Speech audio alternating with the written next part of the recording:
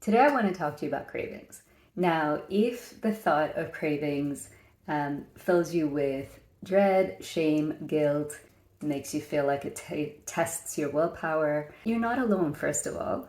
But secondly, I want us to reframe the way that you think about craving. I want you to look at cravings kind of objectively. So think about when you get a craving.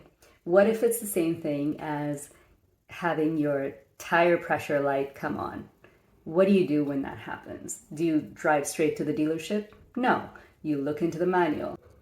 You check your tire pressure to see if it's okay. And then you eventually take it to the dealership, but not without investigating.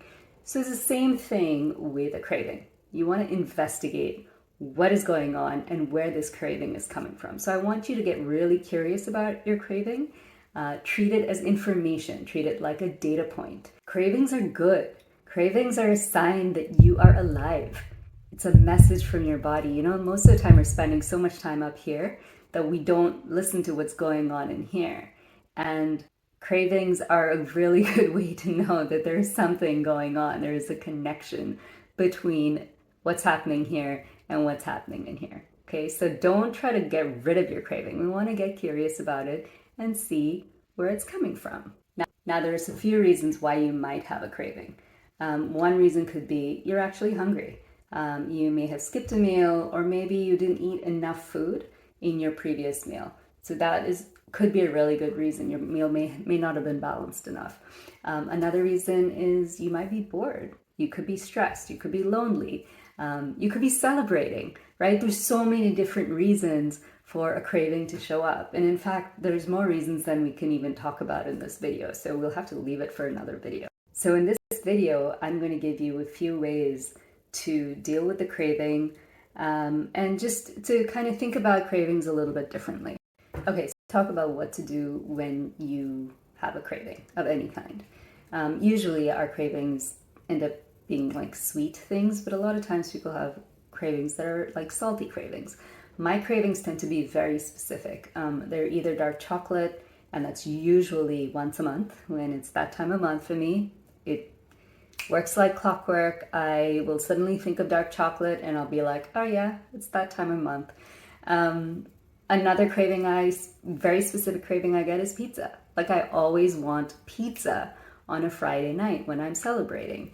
And it's a craving that I know will not always satisfy me, but the craving comes anyway. So the very first point about having a craving is you want to pause. Now, the glucose goddess talks about pausing for 20 minutes because if you've eaten just before that, or if you've had a blood sugar spike, that will usually cause a craving. And 20 minutes is enough time for your liver to kind of regulate itself and your glucose to balance out and for your craving to go away. But pausing can also have other benefits. For me, pausing allows me to go inside and I start to analyze, why is this craving here now?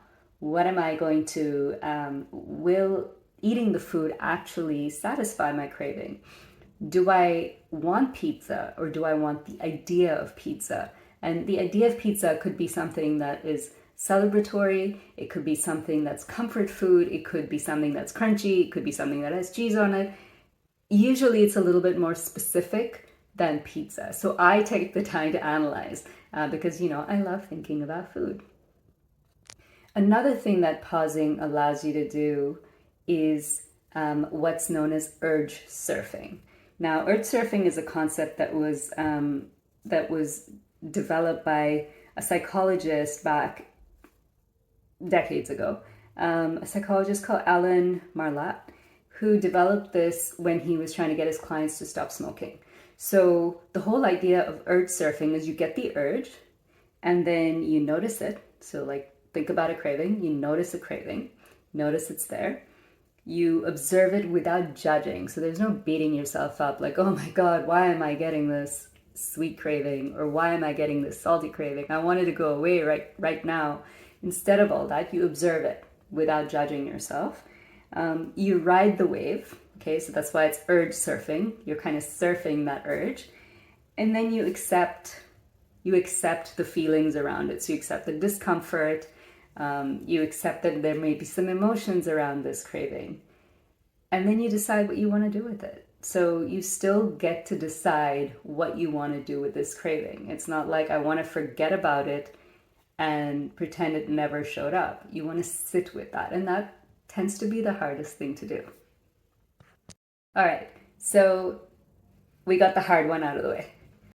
The second thing that I typically will do when I have a craving, like say I have a very specific sweet craving. I don't often get sweet cravings, but when I do get a sweet craving, usually to me that means that I'm haven't eaten a balanced meal yet, or I'm stressed or I'm bored.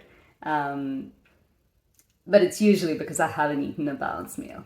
Okay, so if I get a craving like that, I will eat something else first. So eating something else first allows you to kind of balance out whatever the glucose spike is, and hopefully take care of the craving. And usually when I say something else, usually it's a combination of protein and fat. I will typically, if I'm like, craving something sweet and I'm like, I need this thing now, I'll typically go in and pick up my peanut butter and have like a couple of spoons of it, or I'll put it on some toast and eat it slowly. And by the time I'm done, that craving will usually go away. Another thing is, if you don't like peanut butter, any nut butter, any seed butter will do. But another thing you could do is like make an egg, crack an egg, like have a proper breakfast. Have some avocado and toast with some seeds on it. Maybe even just, a handful of walnuts or a handful of almonds. Eat something first, put something else in your body, and then decide what you want to do with the craving. And you want to notice too whether you have the craving still. A lot of times cravings are a habit. So I've asked my clients this: are you eating this because it's an actual craving, like you're actually craving this, your body wants this food? Or is it because you've been eating it every single day for the last few years, and now it's just become a part of your routine, and it's something that helps you get through the day? 9 times out of 10, the answer is because it's a habit.